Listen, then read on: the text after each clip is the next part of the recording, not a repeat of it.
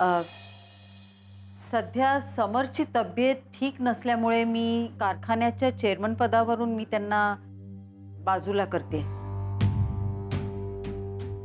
इथून पुढे कारखान्याच्या राजकारणापासून सुद्धा ते लांब राहतील. पण ताई मॅडम, समर साहेब नसतील तर कारखाना कोण सांभाळणार? आजवर कारखान्याच्या हिताचं काम केलं त्यांनी. हो, समर साहेब चांगलंच काम करतात, पण त्यांची तब्येतही तेवढीच महत्वाची आहे, नाही का? हा, शिवाय समर साहेब आता राज्याच्या राजकारणात प्रवेश करणार आहेत. त्यामुळे कारखान्याच्या राजकारणात त्यांना अडकवण्याचा अर्थ नाही ना, काय ताई? हो, मग कारखान्याचं काय? कारखान्याच्या चेअरमन पदी मी शिंदे साहेबांची नेमणूक करते. पण ताई मॅडम, पण काय? शिंदे साहेब यापूर्वी कारखान्याचे चेअरमन होते आणि काही गैरसमजांमुळे ते कारखान्यापासून लांब झाले, पण आता ते आपल्यासाठी कारखान्याचे चेअरमन पद सांभाळायला तयार आहेत. मला वाटतं त्यांच्या अनुभवाचा फायदा आपण घेऊया, नाही का? शिंदे साहेबांना आमचा पाठिंबा आहे. सगळ्यांचाच असेल अशी मी आशा व्यक्त करते. शिंदे साहेबांचा अनुभव महत्वाचा आहे. होय, साहेबांनी आधी कारखाना सांभाळा, इथून पुढे बी सांभाळतील. तुम्ही सगळ्यांनी आणि आदरणीय ताई मॅडमनी माझ्यावर जो विश्वास दाखवलाय त्या विश्वासाचं मी सोनं करून द्यावी आणि आजपासून या कारखान्याचा कारभार मी स्वीकारणार आहे. काही गरज नाहीये त्याची. सभासदांनी विश्वास ठेवून मला निवडून दिलाय, त्यामुळे कारखान्याचा कारभार मीच बघेन.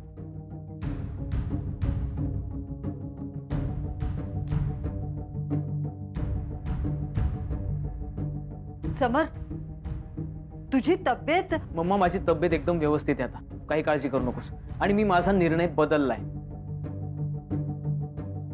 पण समर साहेब, तुम्ही राज्याच्या राजकारणात जाणार होतात ना, त्याच ताई. हो, पण जी जबाबदारी आधी घेतली हातात ती तर पार पाडू दे. अरे, शिंदे साहेब पार पाडतील ना. त्यांचा कारखाना सांभाळायचा अनुभव आहे. शिंदेचा अनुभव घोटाळे करण्याचा आहे आणि हे सगळ्यांना माहिती आहे. भलते सलते आरोप लावायला मला बोलावलं का इथं? नाही, भलतं सलतं नाही, जे खरं आहे ना तेच बोलतोय मी. आणि आता परत कारखाना लुटायची स्वप्नही बघू नका. मी ते होऊच देणार नाही. समर, मम्मा, मी कारखाना सोडणार नाहीये. होय, आणि लोकांनी एवढे विश्वास देऊन निवडून दिले तर का सोडायचा? या कारखान्याला तुमची गरज नाहीये. तो सांभाळण्यासाठी मी आहे. मला सभासदांनी निवडून दिलंय आणि त्यांचा विश्वास मी तोडणार नाहीये.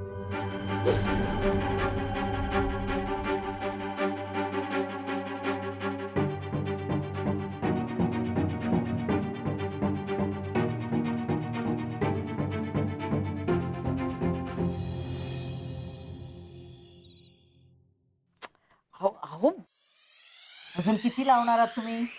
वास गमगमला पाहिजे खोलीत, त्याशिवाय समरला खात्री कशी पटेल?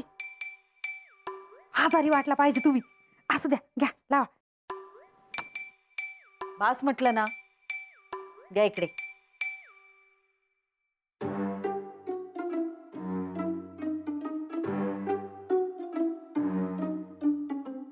मी बांधते. अहो, तुम्ही कशाला ताप करून घेताय? बांधते की मी पटकन. तसं पण आपल्या जीवन मरणाचा प्रश्न आहे. कुणी सांगितलं? आमच्या ह्यांनी. म्हणलं समरला जर खात्री पटली नाही तर बॅगा भरून निघावं लागणार. सुपर्णा काही पण सांगत असतो. पण खरंय का होत आहे मॅडम हे? समर जर राजकारणापासून लांब नाही गेला तर खरंच आपल्याला बोजा बिस्तारा गुंडाळायला लागणार होय. पण तुम्ही काही काळजी करू नका, मी तुमच्यापेक्षा भारी सॉंग आणते. काही गरज नाहीये त्याची. असं कसं? गरज आहे ताई मॅडम, शेवटी आपल्या जगण्या मरण्याचा प्रश्न आहे ना. आलं वाटतं. समर समर समर अरे समर, अरे बघ रे बघ, मला फार काळजी वाटते. आता तूच बघ रे. मम्मा काय झालंय? अन्नाचं एक कण नाही का पाण्याचा एक थेंब नाही पोटात. आणि बोलणं बी झालं त्या. डोळ्याला नुसत्या पाण्याच्या धाराच धारा लागल्या तर. बघ बघ, रडून रडून ताईच्या डोळ्यातलं पाणी सुकलं रे. मग काय झालंय ग, बोल ना काहीतरी. मला बोलायची इच्छा नाहीये. बोलण्यासारखं काही राहिलंच नाहीये. माझा मुलगाच माझा राहिला नाहीये. कशाला बोलू मी? मम्मा अगं असं का बोलतेस तू? बरोबरच बोलतेय मी. मी एवढं सांगूनही तू ऐकत नाहीयेस. माझी काही कदरच नाहीये. मम्मा अगं तुझी कदर आहे म्हणून तर मी राजकारणात उतरलोय ना. मग आता मी नको म्हणतीये ना. मम्मा अगं राजकारणातून माघार घेणं कसं शक्य आहे आता मला? लोकांनी माझ्यावर विश्वास टाकलाय, त्यांना कसं दूर करू मी? हे बघ समर, मला लोकांशी काहीही घेणं देणं नाही. मला माझा मुलगा महत्वाचा आहे. राजकारणात आल्यानं तुझ्यावर काय काय प्रसंग आले बघितलंस ना तू. मम्मा आता राजकारणातून माघार नाही घेता येणार मला. घेऊ पण नकोस. तू फक्त कारखान्याच्या राजकारणातून बाजूला हो. हे बघ समर, तू सुमनचा सल्ला ऐकू नकोस. तिने फसवलंय आपल्याला. नाही मम्मा. नाही काय समर? खोटी पत्रिका कोणी दिली मग? समर, मी एवढे साक्षी पुरावे तुझ्या समोर आणले, पण शेवटी तुझा तिच्यावरच विश्वास आहे. समर, मी हात जोडते तुला, पण तू तिचं काही ऐकू नकोस रे. नाही मम्मा, कारखान्याचं राजकारण हा फक्त आणि फक्त माझा निर्णय आहे. नाही समर, मला नाही पटत हे. तू विचार करतो म्हणाला होतास, जवळजवळ मला हो म्हणाला होतास, पण कारखान्यात आल्यावर तू अचानक निर्णय फिरवलास. हे सगळं तू सुमनच्या सांगण्यावरून करतोयस समर. आता कसं समजावू मी मम्मा तुला? काही गरज नाहीये समर त्याची. तुला आता आम्हा दोघींपैकी एकीची निवड करावी लागेल. मम्मा हो समर, सुमन आणि तिच्या वडिलांनी पत्रिकेत खोटेपणा केला याची मला पूर्ण खात्री आहे. तेव्हा आता तू तिचं ऐकून कारखान्याचं राजकारण करणार का माझं ऐकून राज्याच्या राजकारणात येणार हे तूच ठरव. आणि उद्या सकाळपर्यंत निर्णय सांग तुझा. मम्मा प्लीज. नाही समर, सुमनचा खोटेपणा मला अजिबात पटलेला नाहीये, पण तुझी बायको म्हणून मला काहीच बोलता येत नाही. तू जर माझं ऐकलं नाहीस तर मी अन्न पाणी सोडून देईन. मम्मा ताई, तेवढ्या करता अन्न पाणी कशाला सोडतीयस? त्याने तब्येत बिघडेल तुझी. मला काही माहित नाही समर. मला उद्यापर्यंत निर्णय हवाय. समर, ताईला आता आराम करू दे. बघतोयस ना? चल तू चल. काळजी घे. हो. चल.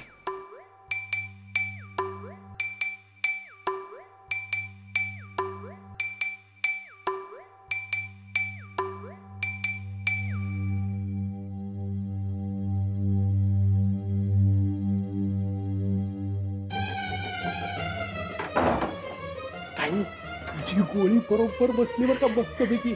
समरला आता तुझा ऐकण्याशिवाय पर्यायच नाहीये.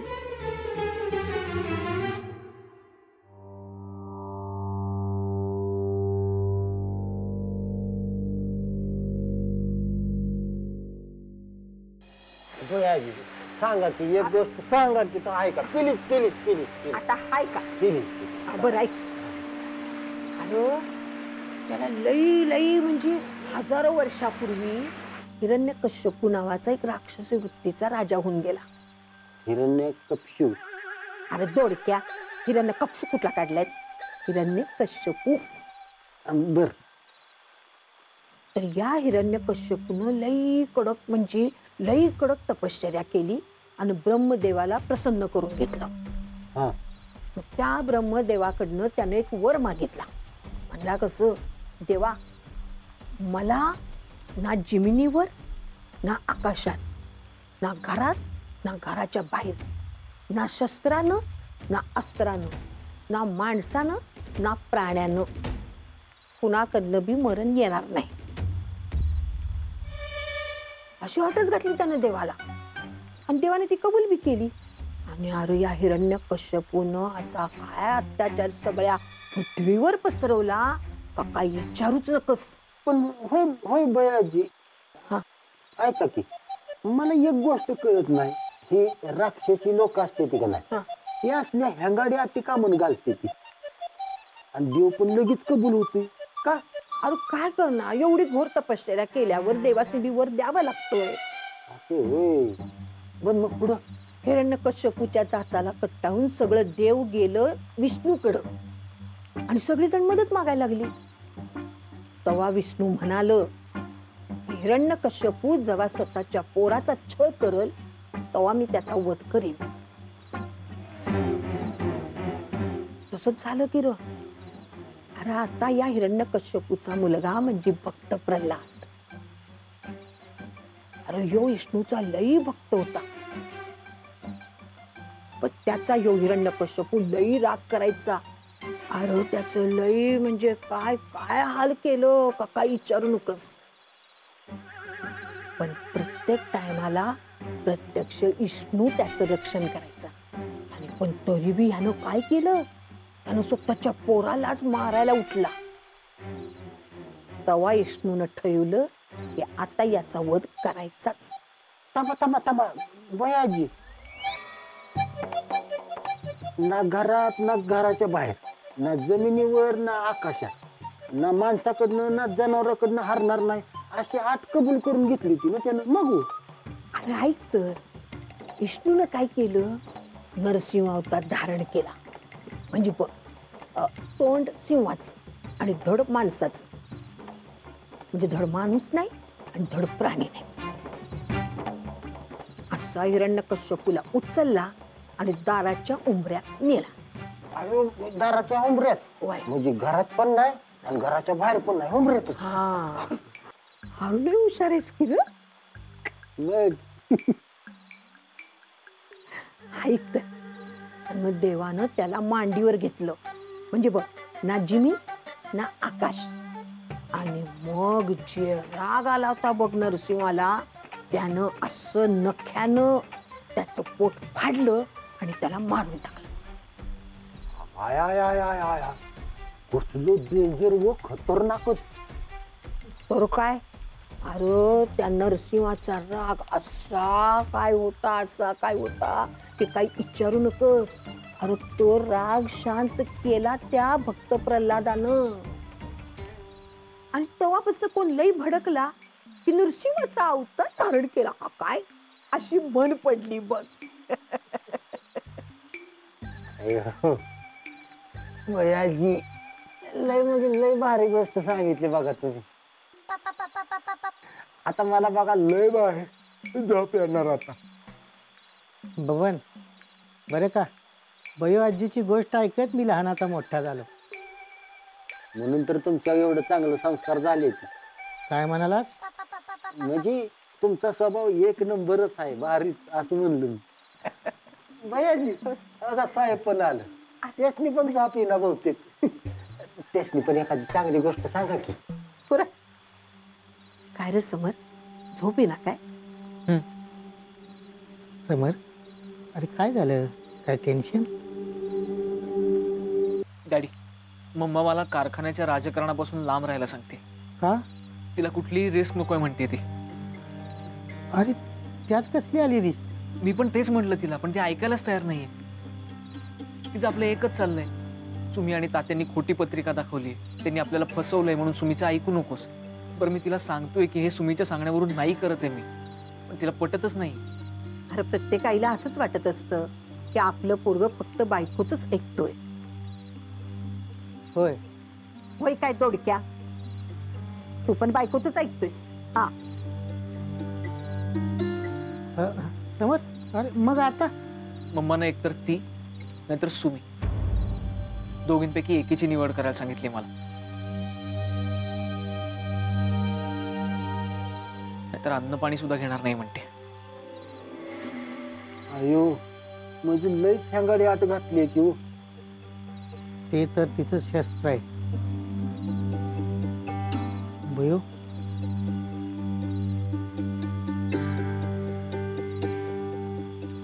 समर, म्हणजे पत्रिकेचा खोटेपणाच लावून धरलाय नव्हती ना? हो. ठीक आहे, पण हे बघ, तू सुमीला आताच काय बोलू नकोस.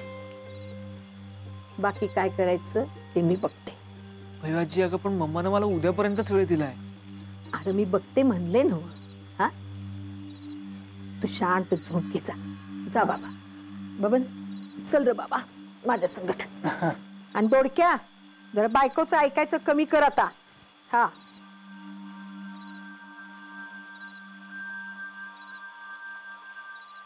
समर, बयोनं कधीतरी नरसी अवतार घेतला पाहिजे बघ. त्याशिवाय अनुराधा सुधारणार नाही. म्हणजे काही नाही, चल तू आराम कर.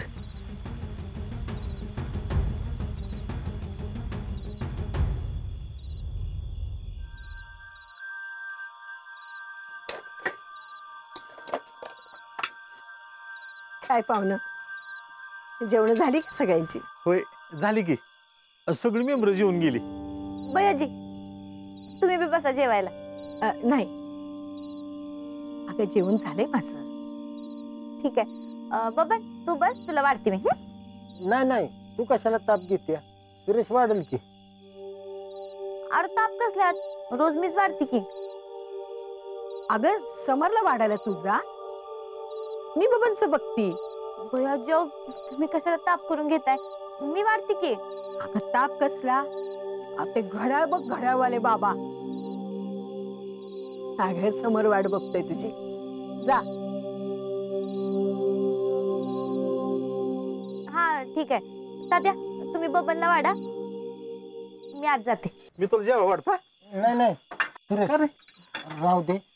बयाजी काय म्हणते ती बघ आधी. बोला की. पाहुणा, तुम्ही बबनला जी पत्रिका दिलती ती कुणी तयार केली? अहो, ते आपल्या गावातल्या गुरवता त्यांनी. म्हणजे त्या गुरव तात्यांनी पत्रिका नीट बनवली ती नव?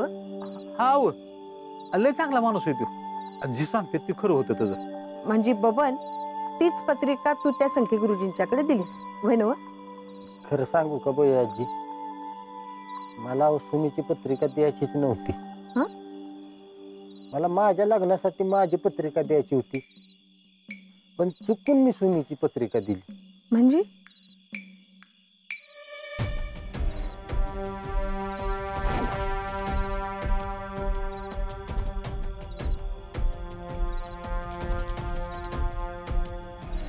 बयाजी,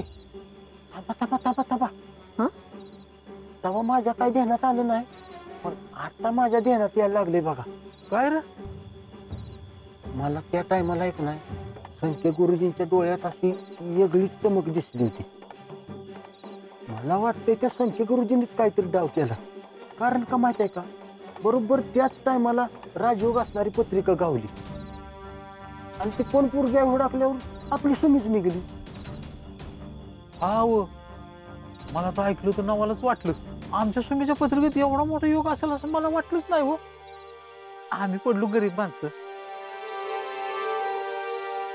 अहो, देव कायम गरीबा घरी जन्माला येत असतोय. बरं, मग पुढं काय झालं? आणि मग पुढं त्या संख्या गुरुजींची छळछावणीतनं सुटका झाली आणि सुमी सापडली. छळछावणी?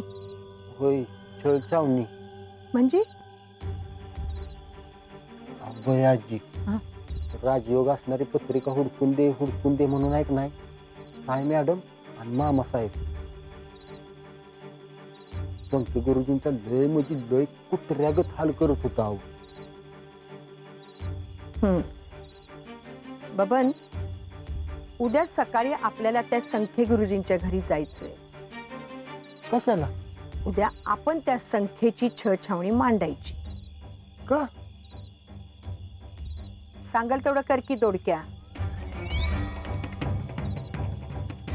सकाळी लवकर तयारीत राहतो. हा